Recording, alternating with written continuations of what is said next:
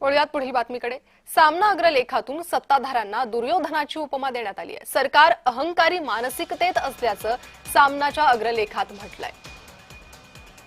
तर सामनातून सत्ताधाऱ्यांवर टीका करण्यात आलेली आहे आणि थेट दुर्योधनाशी तुलना सत्ताधाऱ्यांची केलेली आहे। दुर्योधनाची उपमा सामना अग्रलेखातून सत्ताधाऱ्यांना देण्यात आली आहे। तर हे सरकार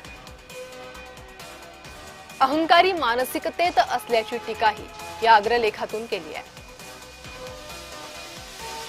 तर काय म्हटलंय या अग्रलेखात त्यावर एक नजर टाकूया।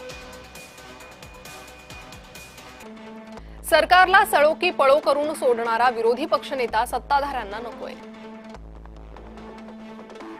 आम्ही स्थानिक स्वराज्य संस्थांच्या निवडणुका जिंकल्या।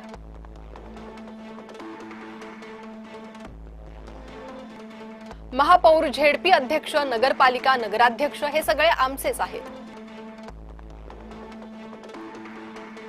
आम्ही जिंकलो, जिंकत राहू।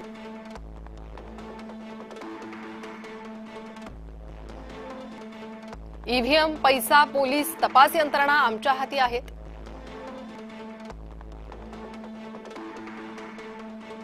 आम्ही लोकशाही विकत घेऊन ठोकशाहीचं राज्य प्रस्थापित केलंय।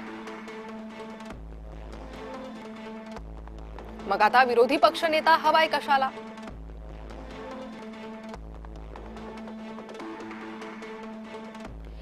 अशा अहंकारी मानसिकतेत हे सरकार वावरतंय।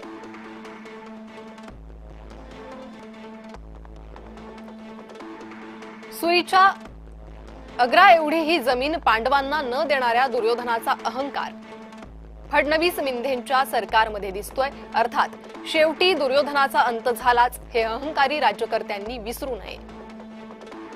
विरोधी पक्षनेत्यांशिवाय विधिमंडळ चालवणाऱ्या या सरकारचा धिक्कार असो, तर असं सामनाच्या अग्रलेखात म्हणण्यात आलंय।